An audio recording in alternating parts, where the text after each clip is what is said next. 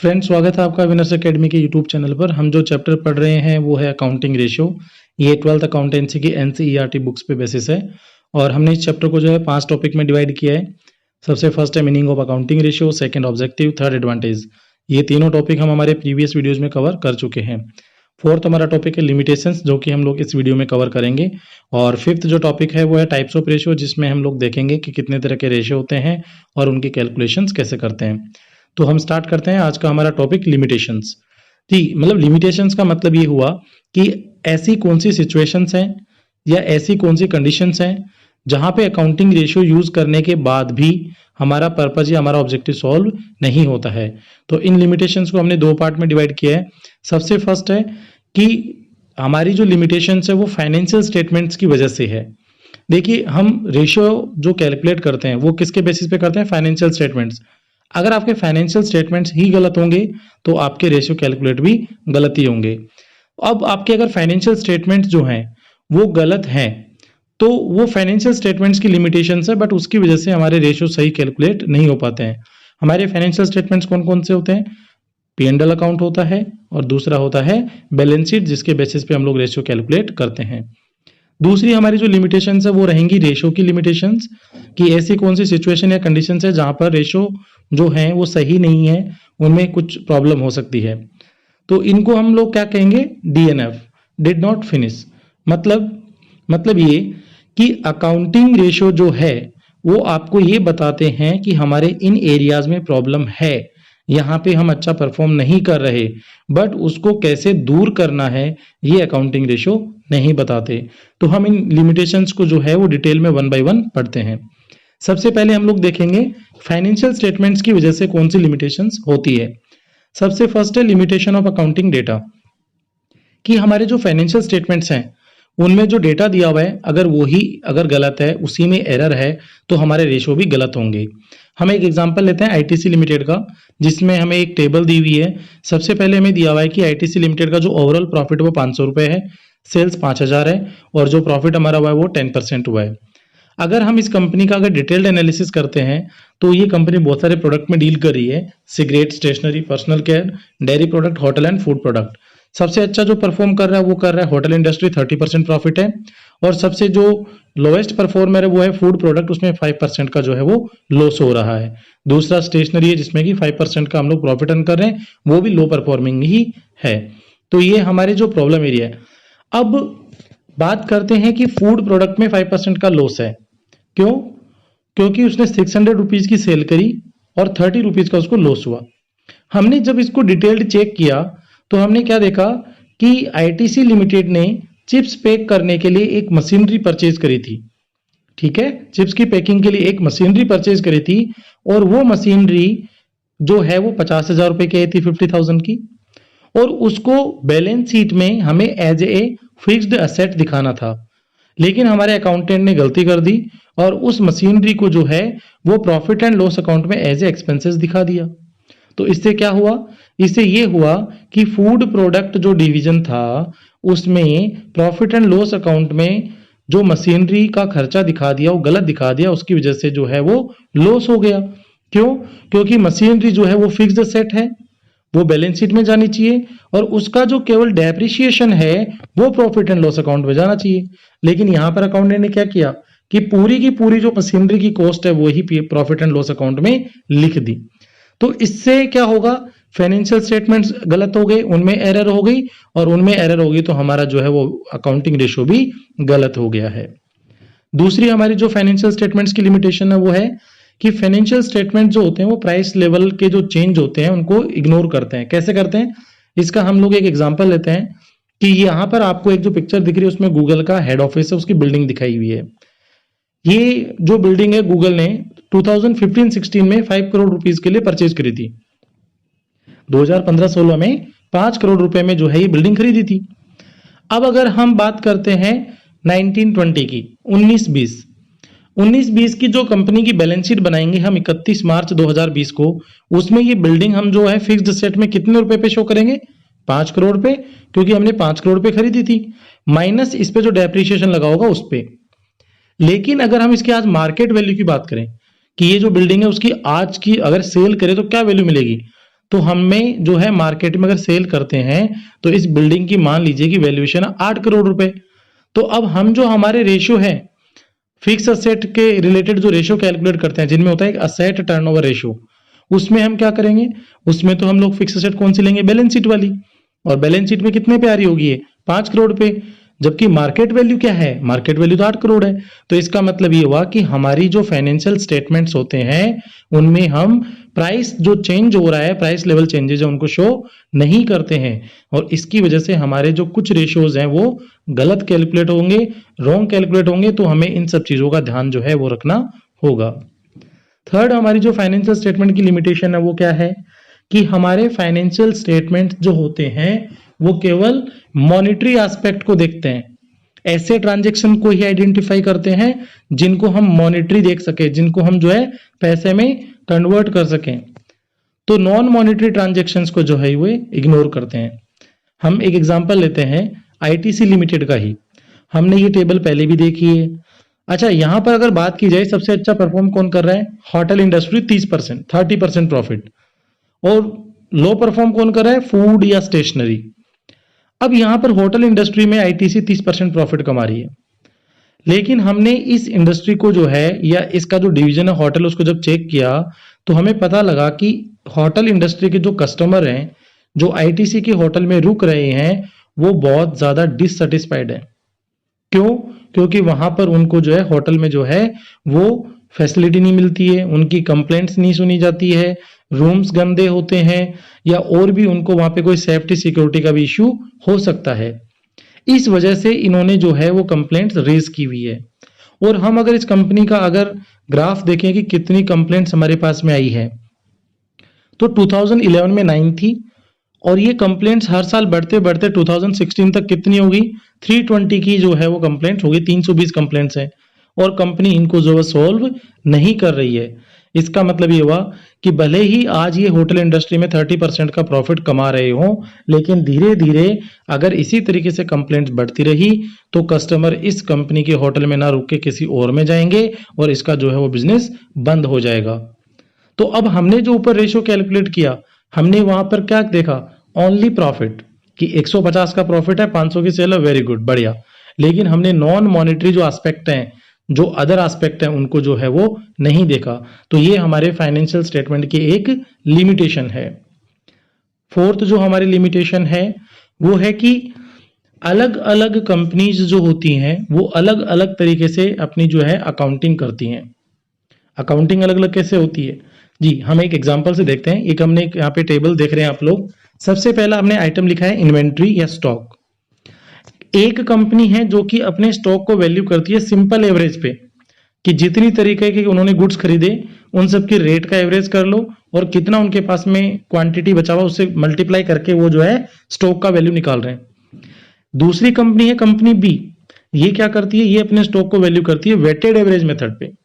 तो इससे क्या होगा, इससे ये होगा कि कंपनी ए और कंपनी बी के पास में सेम स्टॉक है, लेकिन उन दोनों की जो है वो वैल्यू अलग अलग आएगी बैलेंस शीट में। तो अब हम अगर इन दोनों कंपनियों को कंपेयर करते हैं, इन दोनों कंपनियों का अगर हम रेशियो एनालिसिस करते हैं, तो वहां पे हमारा जो है डिसीजन सही नहीं होगा। क्यों? क्योंकि दोनों कंपनियों के पास में स्टॉक तो सेम है, लेकिन दोनों के रेशियो अलग अलग कैलकुलेट होंगे, क्योंकि दोनों के स्टॉक की वैल्यूएशन भी अलग अलग है। इसी तरीके से हमारा नेक्स्ट आइटम है डेप्रिसिएशन। कंपनी ए जो है वो अपनी फिक्स्ड सेट पे डेप्रिसिएशन लगाती है रिटर्न डाउन वैल्यू पे, जो कि धीरे धीरे कम होता रहता है। और कंपनी बी किस से लगाती है, स्ट्रेट लाइन मेथड से, जिसमें हर साल जो है डेप्रिसिएशन सेम रहता है। इसकी वजह से क्या होगा कि दोनों कंपनियों की फिक्स्ड असेट जो है, दोनों ने मान लेते हैं कि सेम तरह की कार परचेज करी थी, लेकिन कंपनी ए की कार की वैल्यू बुक्स में कम आएगी और कंपनी बी की जो कार वैल्यू है वो ज्यादा आएगी। तो अगर दोनों का हम अगर रेशियो कैलकुलेट करेंगे तो वो भी अलग अलग आएंगे, जबकि दोनों के पास में सेम कार है। इसी तरीके से इन्वेस्टमेंट को भी जो है वो हम लोग अलग अलग तरीके से वैल्यू कर सकते हैं।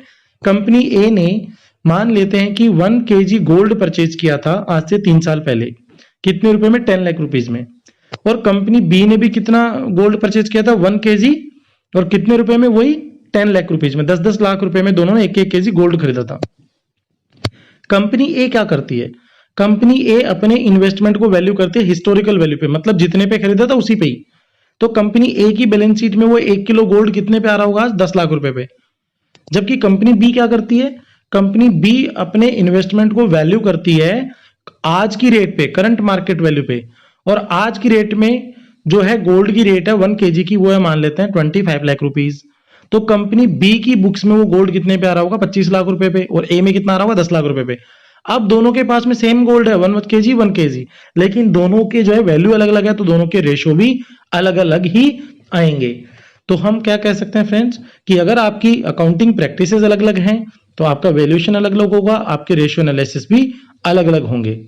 और इसको हम जो है वो बेस्ट तरीके से समझ सकते हैं कि पीके मूवी में आपने देखा होगा कि कुछ जो हमारे रिलीजन होते हैं उनमें व्हाइट ड्रेस कब पहनते हैं, किसी में ब्लैक कब पहनते हैं, तो सब में जो है वो अलग अलग तरीके के कस्टम्स हैं। इसी तरीके से अगर कंपनियों में अगर अलग अलग तरीके की अकाउंटिंग प्रैक्टिसेस हैं तो हम उनको आपस में कंपेयर नहीं कर सकते। हमारा जो फिफ्थ जो कंपैरिजन है, फिफ्थ जो हमारी लिमिटेशन है फाइनेंशियल स्टेटमेंट की, वो है फोरकास्टिंग की। फोरकास्टिंग की कैसे? हम एक एग्जांपल लेते हैं गूगल का ही। गूगल का हमने अभी प्रीवियस स्लाइड्स में देखा है कि जो रेवेन्यू है वो हमें दिया हुआ है 2007, 8, 9 से लेकर 2019 तक का। और साथ के साथ हमें जो है एक हमने ग्राफ भी बनाया हुआ है कि किस तरीके से इनका जो रेवेन्यू है वो इंक्रीज हो रहा है। यहाँ पर हमने एक टेबल बनाई है जिसमें सबसे पहले 2016 का रेवेन्यू है 89, 2017 का 110। तो कितना चेंज हुआ है? 20.57 से इंक्रीज हुआ है। परसेंटेज कितना हो गया? 23। 2018 में जो है वो 136 का है और कितना इंक्रीज हुआ है? 25 और परसेंटेज है 23। 19 में भी इसी तरीके से। तो हमने क्या देखा कि 2016 से लेकर 2019 के बीच में 2 बार 23% का इंक्रीमेंट है, 1 बार 18% है। तो हम ये मानते हैं कि कंपनी जो है वो करीब करीब 20%, 20% से जो है ग्रो कर रही है। तो इसी के बेसिस पे हमने एक फोरकास्ट किया कि 2019 में अगर हमारा 160 का अगर रेवेन्यू है तो उसमें 20% हमने इंक्रीज किया कि 2020 में हमारा जो रेवेन्यू है वो रहेगा कितना? 192। हमने ये प्रोजेक्शन किया, हमने ये फोरकास्टिंग करी, लेकिन क्या हुआ? कोविड-19। और कोविड-19 की वजह से क्या हुआ? सारी फोरकास्टिंग, सारी प्लानिंग जो है वो फेल हो गई। तो अगर आपके फाइनेंशियल स्टेटमेंट्स में आपने कोई फोरकास्टिंग करी है तो वो जो है वो एस्टिमेशन, फोरकास्टिंग या प्रोजेक्शन जो है वो दूसरे पॉइंट्स पे भी डिपेंड करते हैं और उनकी वजह से आपकी फोरकास्टिंग गलत हो जाएगी तो आपके रेशियो एनालिसिस भी गलत हो जाएंगे। तो फ्रेंड्स हमने ये जो 5 लिमिटेशंस जो पढ़ी हैं वो हमारी फाइनेंशियल स्टेटमेंट्स की हैं। अब हम जो लिमिटेशंस पढ़ने जा रहे हैं वो स्पेसिफिकली रेशो की लिमिटेशंस हैं कि क्या कमी है रेशो में जिसकी वजह से ये कई बार यूजफुल नहीं होते हैं। सबसे पहली जो है वो है means and not the end. मतलब कि रेशो एनालिसिस एक रास्ता है, एक तरीका है जो आपको ये बताता है कि यहां पे कमी है, यहां पे अच्छा परफॉर्म नहीं कर रहे हैं, लेकिन वो ये नहीं बताता है कि वहां पर हमें किस तरीके से अच्छा करना है या उसको कैसे सुधार करना है। हम एक एग्जांपल लेते हैं जो हमने अभी आईटीसी कंपनी का देखा था। तो यहां पर हमें एग्जांपल में क्या दिया हुआ है कि ओवरऑल प्रॉफिट 10% है। सबसे हमारा फूड प्रोडक्ट में कितना लॉस हो रहा है? 5% का लॉस हो रहा है। स्टेशनरी में केवल 5% प्रॉफिट है। तो रेशो की वजह से हम ये तो आइडेंटिफाई कर पा रहे हैं कि प्रॉब्लम कहाँ है, फूड में है, स्टेशनरी में, बट उसको दूर कैसे किया जाए, इस लॉस को कैसे दूर करें, हम प्रॉफिट में कैसे आए, या प्रॉफिट है तो हम उसको कैसे बढ़ाएं, तो वो जो है वो रेशियो एनालिसिस नहीं बताता है। तो आप इस इमेज में देख सकते हैं कि रेशियो एनालिसिस जो है वो आपको केवल डायरेक्शन देगा कि यहाँ कमी है, जाओ सुधार करो, कैसे करना है वो आप जाने, आपका काम जाने।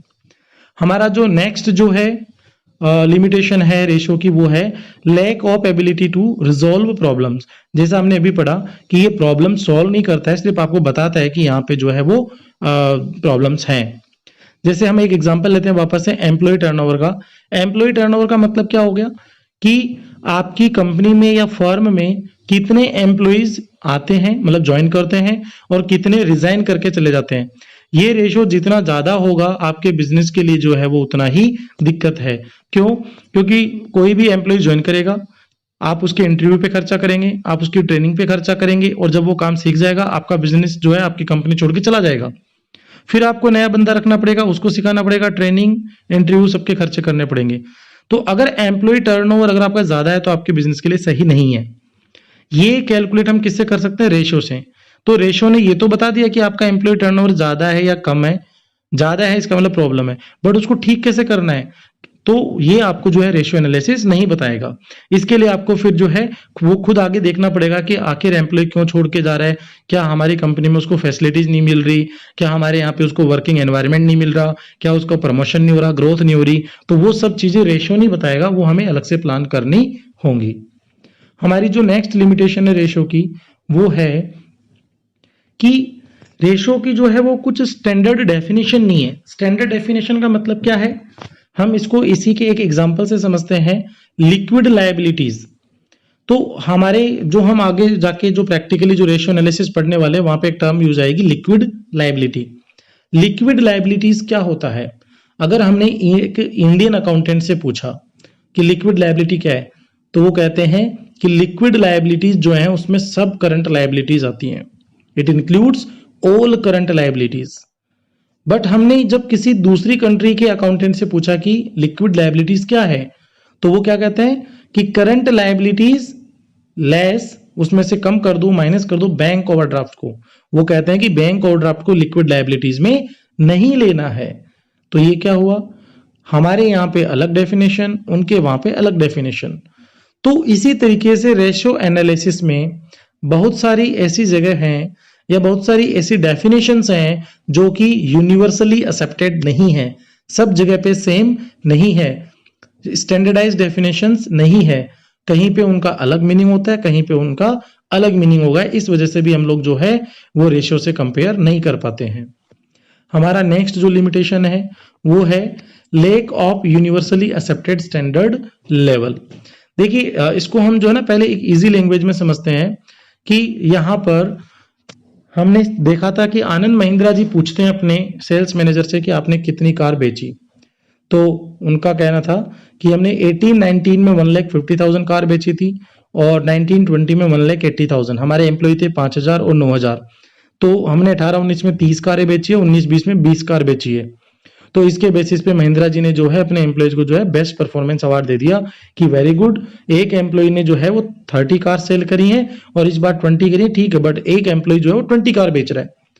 जब हमने इसको कंपेयर किया मारुति कंपनी से, तो वहां का डेटा थोड़ा सरप्राइजिंग होगा। कैसे कि वहां पे 2 लाख कार हमने सेल करी है, 5,000 एम्प्लॉय, तो एक बंदे ने कितनी कार सेल करी है, 40, और 19-20 में कितनी सेल करी है, 30।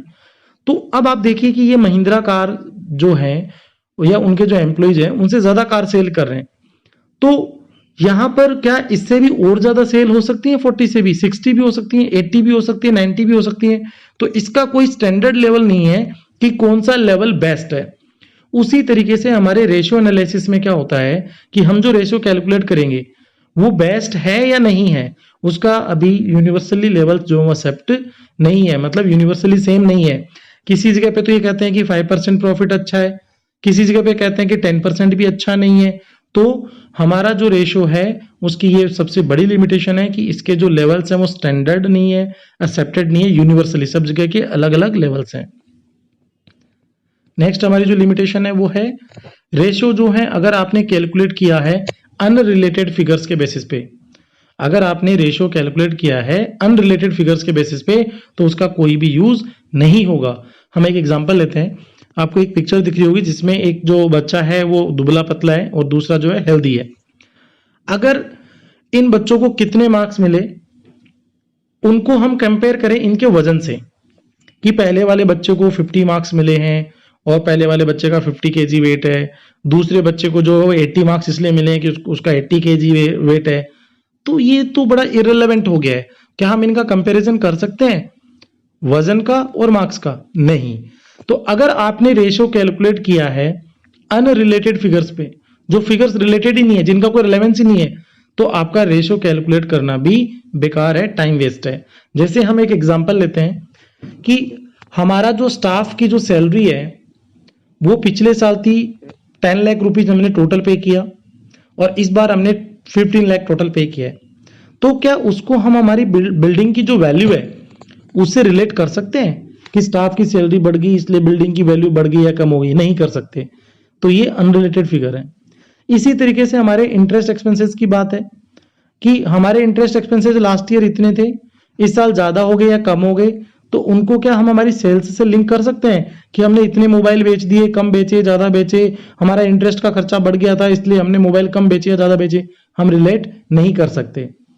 इसी तरह से अगर हम कहें कि बैड डेट्स और परचेज, कि हमारे पिछले साल जो है वो 5 लाख रुपए डूब गए और उसकी वजह थी कि हमने ज्यादा माल खरीद लिया, तो ये अनरिलेटेड है। बैड डेट्स कब होते हैं? जब आप माल बेचते हो और कोई आपको पैसे नहीं दे। तो अगर आपने माल खरीदा है तो बैड डेट्स नहीं होगा, उस केस में तो आपको उल्टा पे करना होता है। तो बैड डेट्स और परचेज का कोई भी आपस में रिलेशन नहीं है। तो अगर आपने अनरिलेटेड फिगर्स के बेसिस पे अगर रेशियो कैलकुलेट किया है तो आपके रेशियो गलत होंगे, ये टाइम वेस्ट होगा आपका, इससे जो है ऑब्जेक्टिव सॉल्व नहीं होगा। तो अब हम इन सभी लिमिटेशंस को समराइज करते हैं।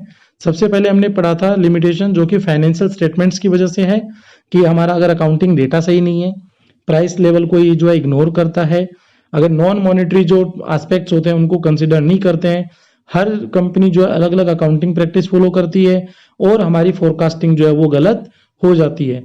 तो इन 5 पॉइंट्स में हमारे फाइनेंशियल स्टेटमेंट सही नहीं होंगे, और फाइनेंशियल स्टेटमेंट सही नहीं होंगे तो हमारे रेशियो भी सही नहीं होंगे। हमारी जो नेक्स्ट लिमिटेशन है वो रेशियो की लिमिटेशन है, जिसमें सबसे पहले ये थी कि रेशियो आपको ये बताता है कि यहाँ प्रॉब्लम है, ठीक है, बट उसको कैसे ठीक करना है वो ये नहीं बताता है। साथ के साथ अलग अलग कंपनीज या अलग अलग कंट्रीज में रेशियो की डेफिनेशन अलग अलग हैं, कहीं पे करंट असेट में क्या लेते हैं, कहीं पे क्या लेते हैं। नेक्स्ट हमारा था कि रेशियो हमने जो कैलकुलेट किया गया है वो सही है या नहीं है, वो लेवल जो है वो अच्छा है या नहीं है, इसकी भी अलग अलग कंट्रीज में अलग अलग डेफिनेशंस हैं, तो हम आपस में कंपेयर नहीं कर सकते। और सबसे लास्ट था कि अगर आपने रेशियो कैलकुलेट किया है अनरिलेटेड फिगर्स पे, 2 फिगर जो कि इररिलेवेंट है, तो आपके रेशियो भी सही नहीं होंगे। तो फ्रेंड्स, हमारा जो नेक्स्ट जो टॉपिक रहेगा वो अब हम लोग प्रैक्टिकल स्टार्ट करेंगे, जिसमें हम लोग जो है प्रैक्टिकल प्रॉब्लम सॉल्व करके देखेंगे। तो नेक्स्ट वीडियो जो है वो हमारा अकाउंटिंग रेशियो पे है और उनकी कैलकुलेशन पे है कि अकाउंटिंग रेशियो कितने तरह के होते हैं और उनकी कैलकुलेशन कैसे की जाएगी। जरूर देखिएगा। तब तक स्वस्थ रहिए, मस्त रहिए, हैप्पी लर्निंग।